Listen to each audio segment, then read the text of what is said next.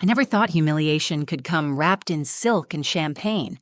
There I was, sitting in the third row at my younger sister's wedding, wearing the only formal dress I owned, trying my best to blend into a room full of people who all seemed too polished, too perfect. My son, Luca, sat beside me, swinging his legs under the table, wearing a little suit I had to stretch 2 paychecks for. He looked so proud to be there. He thought this day would make us feel like part of the family again. Maybe I hoped that too. Vivienne, my sister, floated through the day like a movie star. She always had that energy. Beautiful, charming, adored by everyone, especially our mother. She got the compliments. I got the comparisons. She got the spotlight. I learned how to live in the shadows. Still, I showed up. I smiled. I clapped when they kissed. I kept my voice steady when people asked, "And you're the older sister? You don't look like you have an 8-year-old." Then came the speeches. The groom's best friend went first. Some mildly funny anecdotes, light laughter. Then it was Vivian's turn. I expected something sentimental, something about love, maybe something about growing up together. I even raised my glass in anticipation. I should have known better. She lifted her crystal flute and smiled out over the room. "I want to thank everyone for coming," she began, glowing. "It means the world to have you here. And of course, I want to say something special about my big sister, Alara." I turned to Luca and smiled at him. He looked up at me with excitement. For a moment, I believed she was about to say something kind. Vivian went on. "Alara's been such a role model. She's a single mom, strong, independent, and clearly unwanted by anyone else." The room erupted into laughter. My stomach flipped. I thought I misheard her, but she kept smiling like it was the most charming joke she'd ever told. Some guests looked confused, but most laughed harder, clinking their glasses like it was all in good fun. I didn't know where to look. My heart pounded in my ears. Luca tugged at my sleeve and whispered, "Why did she say that about you, Mama?" Before I could answer, my mother added loudly from her table, not missing a beat. "She's a used product, but hey, she still looks good for her age." More laughter, sharper this time. It was the kind of laughter that cuts through skin, the kind that lets you know everyone sees you differently now, not as a guest, not as family, as entertainment, as pity, as shame. I couldn't move. I couldn't breathe. My face burned, but I refused to let the tears fall. Not in front of my son. Not in front of them. My fingers curled into my napkin under the table, gripping it like a rope. I looked around the room, searching for someone, anyone, who might meet my eyes and offer something resembling compassion. My grandfather looked down at his plate. My cousin smirked at her phone. Even my uncle, who once told me I reminded him of my late father, didn't look up. Luca looked lost, his little eyebrows furrowed, confused and hurt. That was the part that broke me. Not the words, not the laughter, not the shame. The fact that my son was watching it all, trying to understand why his mother, the woman who kissed his scraped knees and stayed up late helping with his math homework, was being mocked by her own family. I wanted to leave. I wanted to grab Luca's hand, walk out, and never look back. But something in me hesitated. I wanted to speak. I wanted to defend myself, to tell them they didn't know half of what I've carried, what I've survived. But my mouth was dry. My legs were trembling under the table. Then, before I could move, I heard a chair scrape back. Callum, the groom, Vivian's perfect polished fiancé, stood up slowly. He didn't look amused. He didn't look at Vivian. He didn't look at the guests. His eyes went straight to me, and something in his face made the entire room freeze. In that instant, I knew something was about to happen. Not a rescue, not a fight, a reckoning. People often think being the older sibling means you lead the way, that you're looked up to. But in our family, I was more of a warning than a role model. I'm Alara. I'm 34, a single mom, and the black sheep of the family. I live in a small 2-bedroom apartment on the edge of town with my son Luca. He's 8, the best thing that ever happened to me, and the only reason I ever walk back into rooms that once made me feel small. I work 2 jobs, mornings at a local cafe, nights at a front desk for a small hotel. Life isn't glamorous, but it's mine. I make Luca pancakes on Saturdays. I know how to sew patches into his jeans, and he tells me I'm his superhero. That's all I need to keep going. But being a single mom in my family meant I was the one who failed. My mother, Judith, made sure I felt it at every holiday dinner. She believes in appearances. That's why she tells people Vivian's wedding is a second chance for the family name. Vivian is 5 years younger than me. She's beautiful, successful, always had everything handed to her, and always knew how to make it look like she earned it.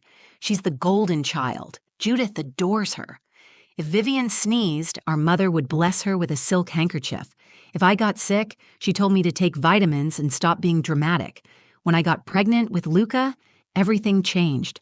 I was 25, newly in love with a man who swore he'd stand by me. By month 5, he vanished. No note, no explanation, just gone.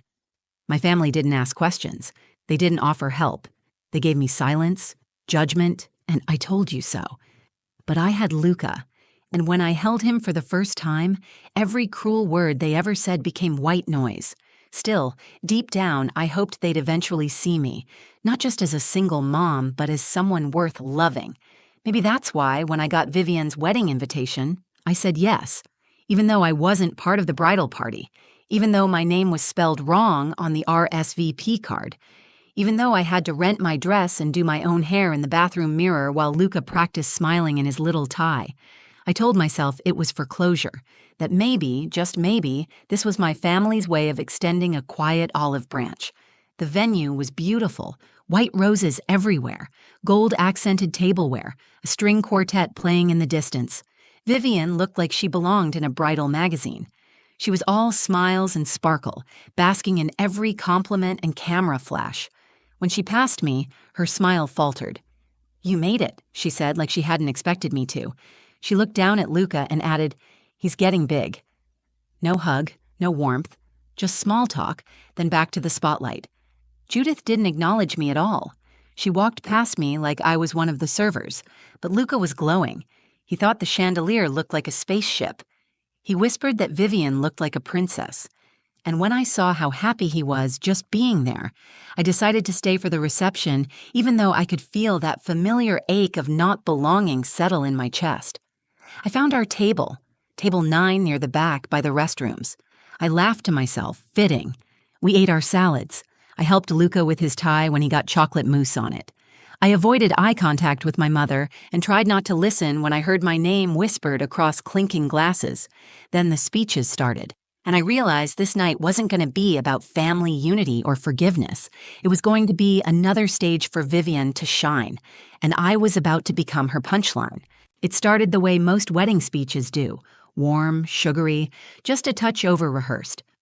Vivian stood up with perfect posture, holding a champagne flute in her freshly manicured hand. Her dress shimmered under the reception lights, and the room instantly hushed in anticipation. She smiled, pausing just long enough for everyone to settle. "I want to thank all of you for being here," she began. "It's the happiest day of my life, and I'm surrounded by the people who mean everything to me."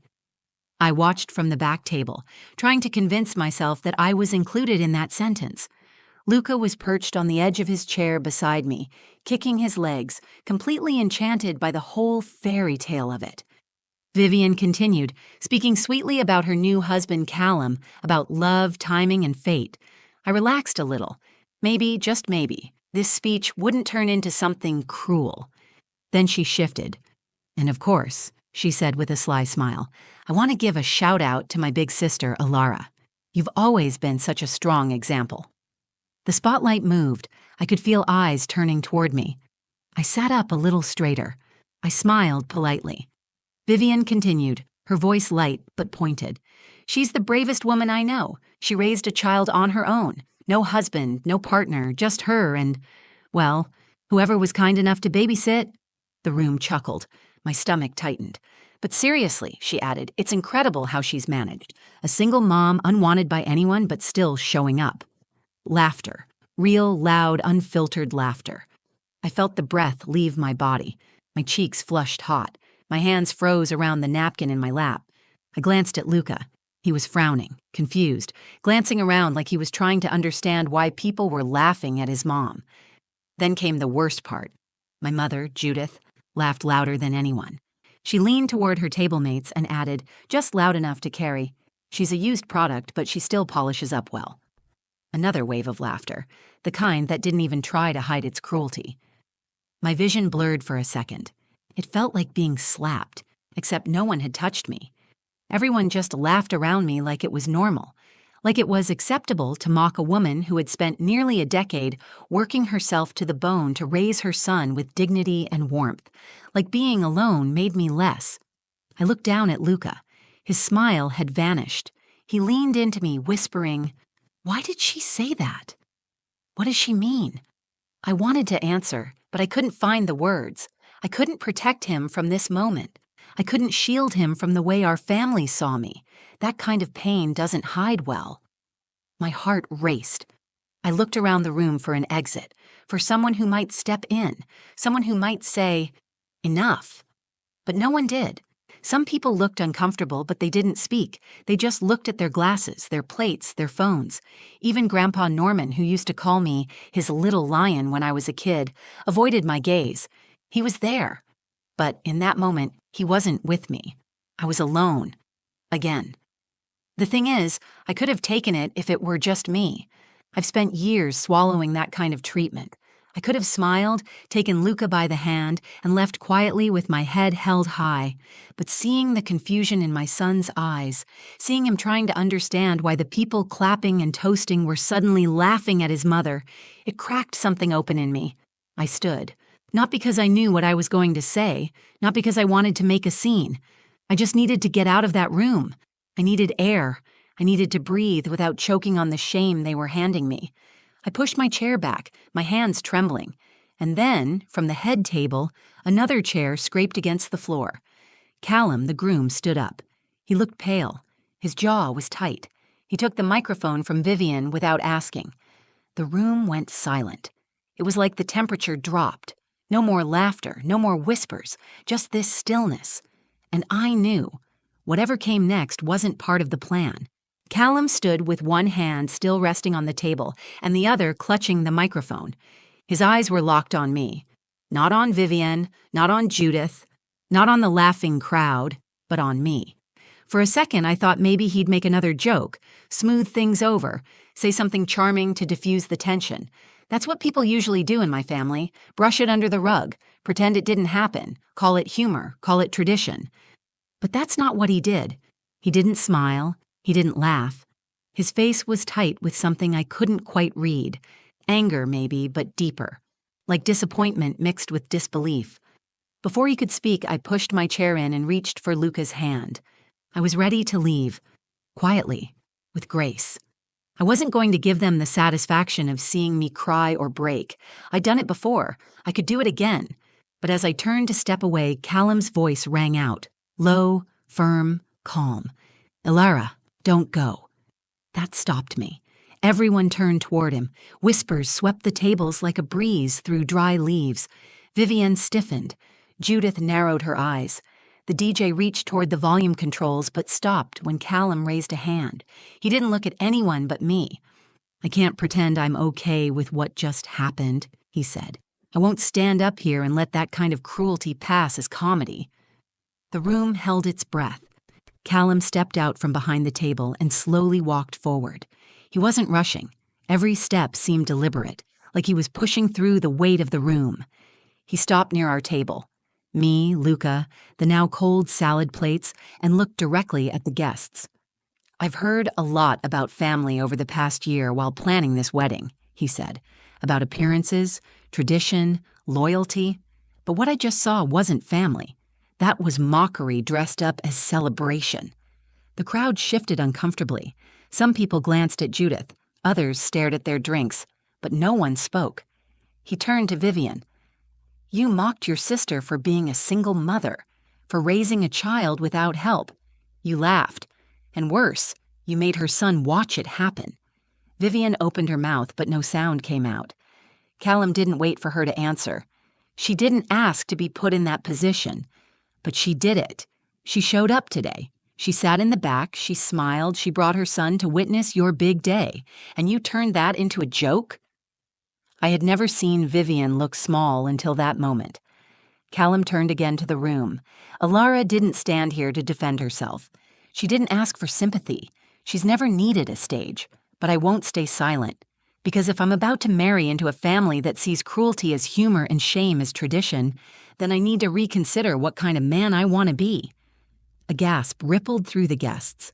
A woman at the next table whispered, "Is this real?" Someone dropped a fork.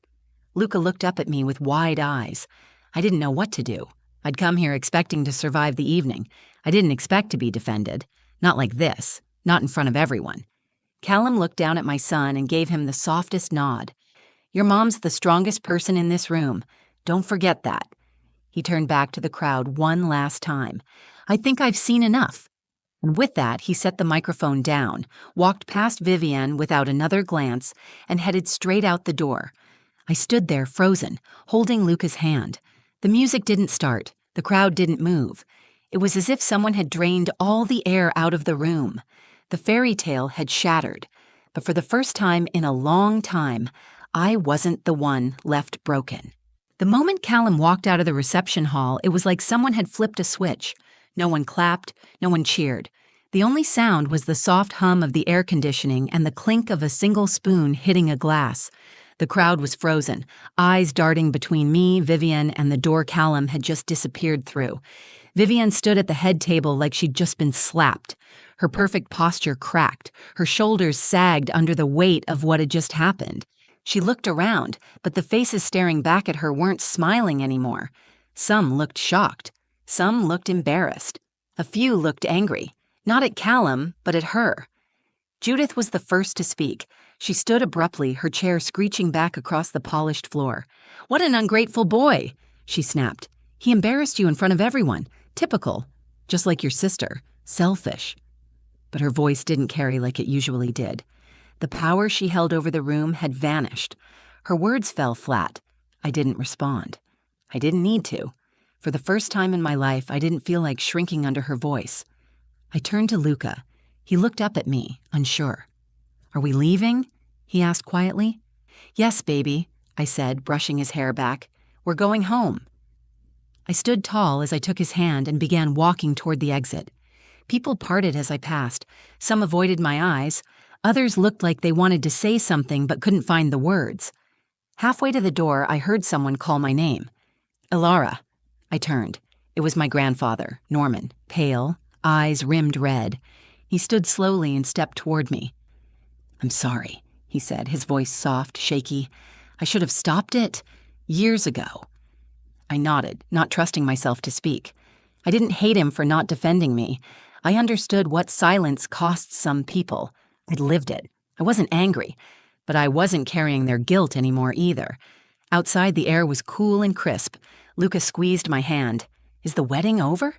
I looked down at him. "Yeah," I said, smiling. "I think it ended exactly how it needed to." We drove home in silence, the radio off, just the hum of the tires and the rhythm of Luca tapping his fingers on the armrest. I tucked him in that night, kissed his forehead, and lingered by his door a little longer than usual. He didn't ask any more questions. He didn't need to. The next morning, I woke up to a dozen missed calls from unknown numbers, distant cousins, even a couple of guests I barely knew. I ignored them all. My phone buzzed again. A text from a friend who had been at the wedding. "Someone recorded Callum's speech. It's on Facebook. Over 50,000 views already. You need to see the comments. People are standing up for you." I opened the video. There it was. Callum's voice, calm and direct, standing up to an entire room, and there I was, frozen in the frame, holding Luca's hand. The comments were full of support. This man is a hero. She deserved better. I'm crying watching this. Every single mom out there just got a little bit of justice. I didn't cry. I didn't smile either. I just felt still. Like something that had been clenching inside me for years had finally let go. That week, Vivienne tried to spin the story. She said Callum overreacted, that it was just a joke, that people were too sensitive. But the truth had already landed, and no one was laughing anymore. A few days later, a small bouquet of wildflowers showed up at my apartment. No note, just a little card that read, "To the Lioness." I didn't need to ask who it was from. The wedding didn't happen. But something more important did. For once, I wasn't the one carrying the shame. I wasn't the one who had to apologize. I walked out of that room with my son, my dignity, and my head held high. And somewhere out there, someone reminded a room full of people, and maybe the whole internet, what it really means to be strong. It's been 6 months since the wedding that never happened. Vivienne and Callum officially called off the engagement. There was no statement, no drama, no follow-up post, just a quiet erasure of what was supposed to be a perfect day. Vivienne returned to her social circle like nothing had happened. The pictures from that night disappeared from her feed. She hasn't reached out to me. I'm not sure I expected her to. Judith called once. Not to apologize, but to say I had embarrassed the family by not laughing along. I listened for exactly 30 seconds, then told her something I never thought I'd have the strength to say. I'm not your scapegoat anymore. Then I hung up. It wasn't angry. It wasn't dramatic. It was clean. Simple. Final. I realized, after everything, I didn't need a grand apology from my family. I didn't need them to suddenly change or recognize my worth. I just needed to stop waiting for their permission to see it in myself. My life didn't transform overnight. I still work long hours. I still make 2 dinners some nights because Luca wants pancakes and I want something green. But I carry myself differently now. I'm not hunched under years of quiet shame. I don't hide in the back of rooms anymore. Luca's changed, too. He asks more questions now, smart ones. He wants to know why some people are cruel and why others are brave. He talks about Callum like he's a Marvel hero. Sometimes he pretends to give speeches with his action figures, standing up for the little guy. I watch him, and I know, deep in my bones, that he saw something that night that will shape the kind of man he'll become. Strong, gentle, unafraid to speak when it counts. One night, while we were brushing our teeth, Luca looked up at me in the mirror and asked, "Mom, are you still sad about what Aunt Vivienne said?" I paused, then said, "Not anymore." "Why?" He shrugged, toothpaste on his chin. "Because I think you won, even though it wasn't a fight." That stayed with me. Because he was right. I didn't yell. I didn't insult anyone back. I didn't demand justice or cry in public or make a scene. I simply stood up, held my son's hand, and walked away. And someone else, someone unexpected, decided that silence wasn't good enough anymore. Callum didn't just stand up for me. He reminded everyone in that room what love actually looks like. Not the kind that wears a tuxedo or walks down the aisle, the kind that sees someone being hurt and says, "No, not today." If I've learned anything, it's this. Being alone doesn't mean you're unwanted. Being kind doesn't make you weak, and dignity, once reclaimed, is something no one can take from you again. So no, I didn't dance at my sister's wedding. I didn't toast or toss a bouquet or cry happy tears under fairy lights. But I did leave with something better than approval. I left with my head high, my son beside me, and the deep, quiet certainty that I no longer need to explain myself to anyone. That is the ending no one expected, and exactly the one I deserved. If this story moved you, if you've ever been made to feel small or silenced in a room full of people who should have stood by you, know this: your voice matters, your dignity matters, and you are not alone. If you found strength in this story, please take a moment to like this video, share it with someone who needs to hear it, and leave a comment below. I'd love to know, have you ever experienced a moment where someone finally stood up for you, or where you had to stand up for yourself? And if you want more true stories that cut deep, challenge expectations, and remind us what it means to be human, subscribe to the channel and hit that notification bell so you don't miss what's coming next.